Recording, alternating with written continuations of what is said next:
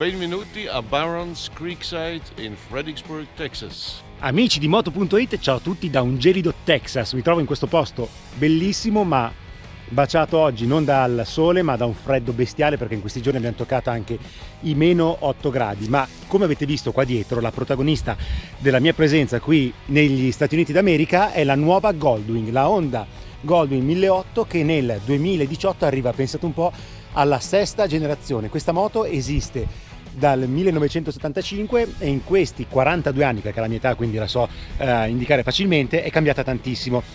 La prima moto era una 4 cilindri boxer, poi è cresciuta nella cilindrata da 1000 fino a 1200, 1500, 1008. Adesso siamo alla sesta generazione, quindi 42 anni di moto, e troviamo ancora il motore boxer a 6 cilindri ma totalmente rivisto. Cambia poi completamente l'estetica della nostra Goldwing, perché adesso ne vedete passare una bianca in versione Tour, perché la sesta generazione la vede stravolta.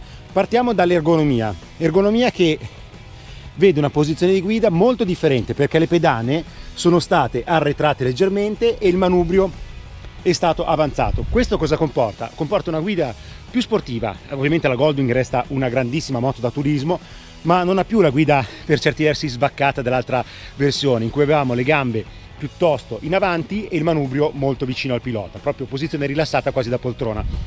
Adesso si è inseriti dentro la moto in modo più dinamico, sempre confortevole ai massimi livelli, ma c'è un migliore controllo di tutto il veicolo. Adesso vediamo però come cambia. Guardate la zona frontale, si vedono subito i fari full LED, e per farveli vedere andiamo ad accenderli con questo pomello.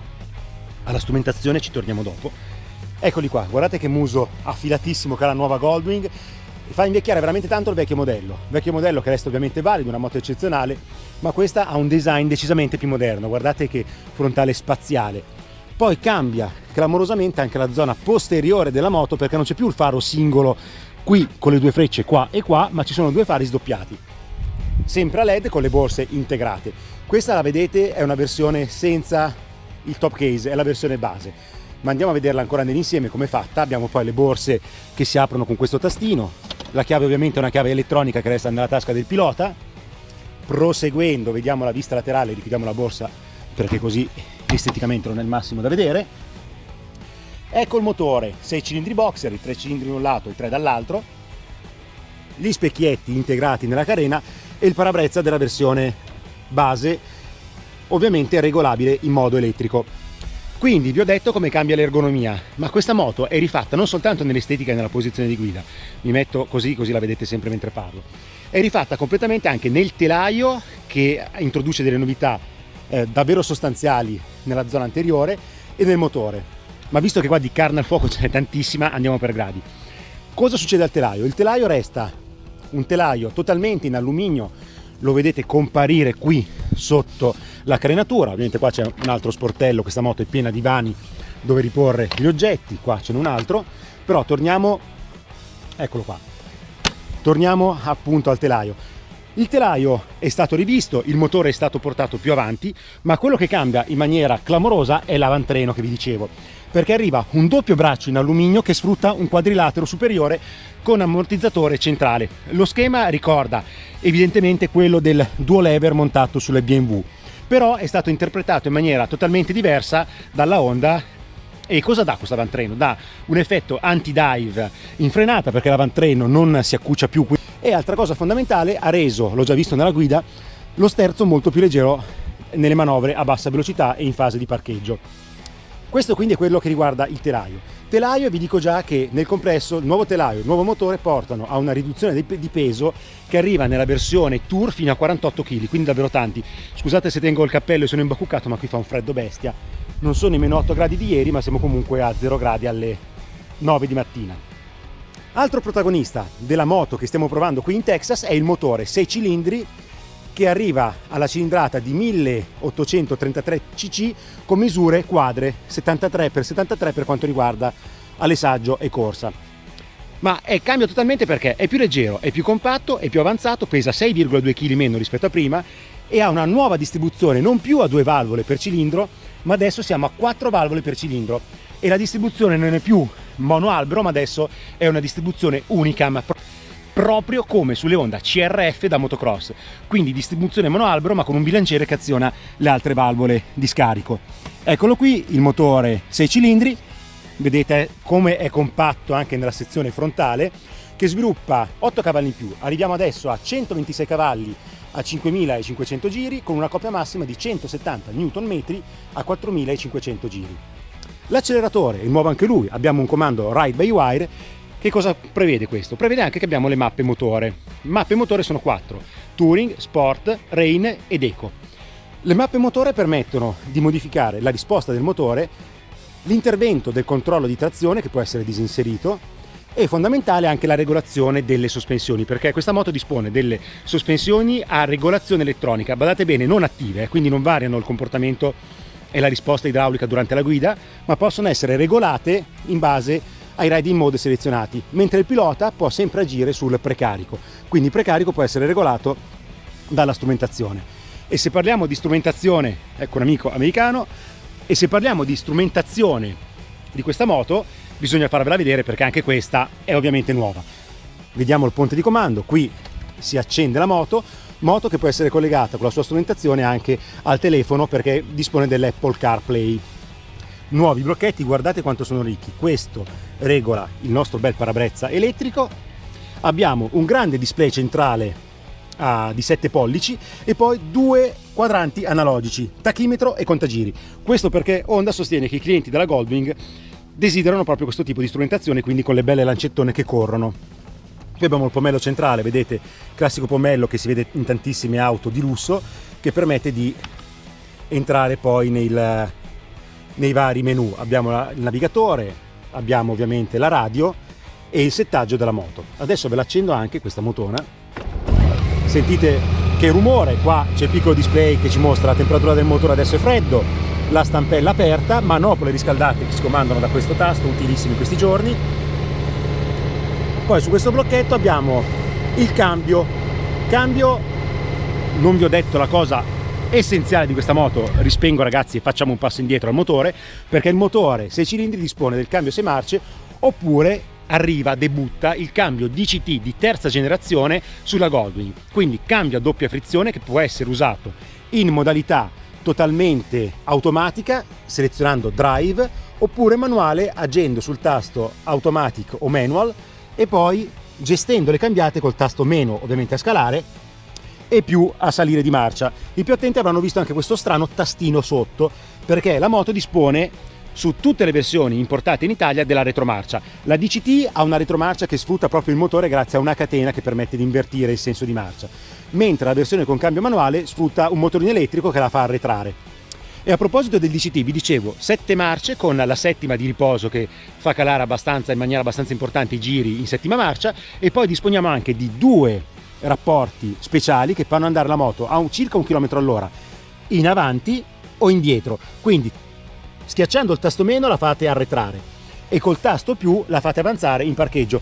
E questo è veramente fondamentale perché considerate che la moto pesa dai 360 kg circa ai 383 kg a seconda delle versioni, quindi sono pesi importanti anche se molto inferiori rispetto a prima, e senza retromarcia questa moto indietro non la spostate, è praticamente impossibile. Il nuovo motore porta anche consumi più bassi, abbiamo la stessa autonomia di prima ma il serbatoio è stato ridotto da 24 a 21 litri circa. Torniamo alla strumentazione, vi dicevo quadrante tachimetro, qui abbiamo l'indicatore della benzina, autonomia, temperatura esterna, adesso addirittura 4 gradi, oggi fa caldo, contagiri, marcia inserita. Torniamo all'accensione del motore, ecco sentite come è assolutamente silenzioso, il 6 cilindri boxer ha un suono fantastico già al minimo, posso gestire tutti i vari settaggi della moto, quindi musica, navigazione, telefono, setting del veicolo e audio setting, perché la moto dispone di 2 casse, le vedete qui, che danno un suono veramente valido. Se devo fare un paragone con le BMW K1006, qui a livello acustico siamo un pelino superiori perché il suono rimane molto nitido anche ad alta velocità. Ragazzi della Goldwing, spero di avervi detto tutto, ma se non ve l'ho detto perché sono davvero tante cose, mi raccomando leggete l'articolo su moto.it, e adesso vi saluto dalla parte statica della prova ricordandovi i prezzi, perché La versione base, quindi senza top case, con cambio manuale, parte da 26.750 euro e si arriva per l'Italia sempre su alla versione top, che è la Tour DCT Airbag, quindi col cambio a doppia frizione, il top case e l'airbag integrato nella moto, che arriva, pensate un po', alla bellezza di 36.990 euro. Ma questo è proprio il top della Honda, è la moto più importante della casa giapponese da tanti anni. Adesso andiamo a vedere su strada come si comporta la nuova 1800 giapponese. Ragazzi, eccoci, siamo in una strada di campagna del magico Texas. Guardate un po' se non sembra un film ambientato nel Far West. E sto guidando la nuova Goldwing della Honda 1800 in versione DCT non Tour, quindi senza il parabrezza alto e senza il top case, una versione che non sarà importata in Italia.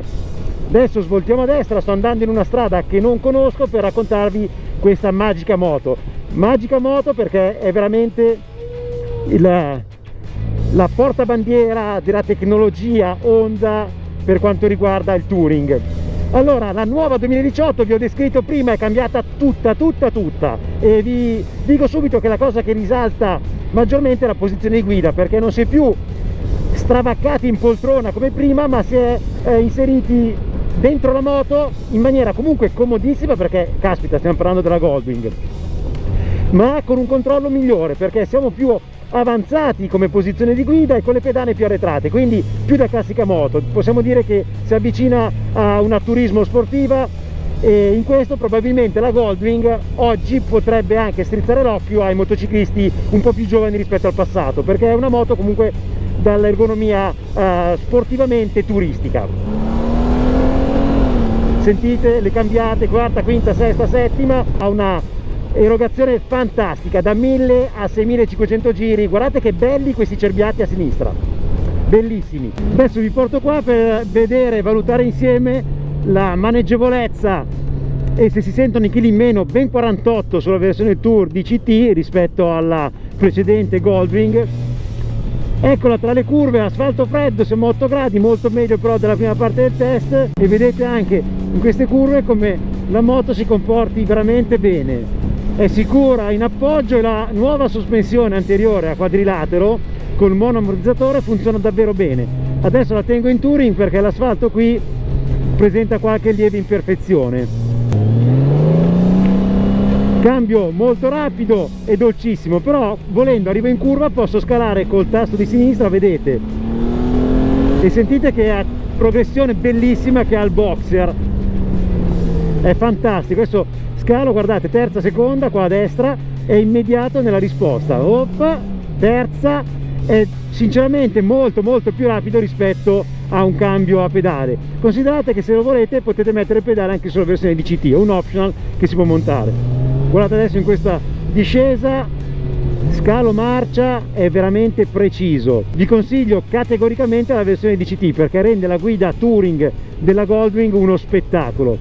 La si guida col pensiero e poi anche nelle discese un attimo con i tasti, vedete qua, scalare e usare la moto come se fosse una moto col cambio tradizionale. Però quando volete guidare in suplex, drive, tac, e vi godete la strada, il panorama. Veramente bello, il cambio DCT è davvero bello, non si sente l'aggravio di peso, pensate che pesa uguale la versione manuale e la DCT. E tornando alla ciclistica, vi dicevo, il peso si sente, il peso in meno. La sospensione mi è piaciuta anche sullo sconnesso, questo nuovo schema col quadrilatero e i due bracci in alluminio ha un funzionamento perfetto ed è anche molto poco secco sull'asperità. Guardate, discesa, cambio DCT, la moto si guida davvero bene, ha un inserimento preciso e la sospensione anteriore copia al meglio gli avvallamenti. Si sente immediatamente la nuova ergonomia che permette di godere di più della Goldwing nella guida un po' più brillante. A dirla tutta, la versione precedente era un po' più comoda, c'era più questo effetto poltrona che piace tanto a chi usa la Goldwing. Sentite la spinta, fantastico. Il Boxer è sempre un motore esagerato, non si apprezza tanto per la potenza, comunque importante, 126 cavalli, ma per la spinta sotto, garantita da 170 Nm a 4500 giri. E poi guardate, se freno forte dietro non ho nessuno, frenata combinata molto potente, modulabile, precisa. E il motore che urla è davvero bellissimo. Scalo apposta per farvi sentire il rumore. Guardate che bello che è. Riacceleriamo, di indice che fa salire il rapporto di marcia, pollice che scala e via, indice di nuovo, scaliamo una marcia.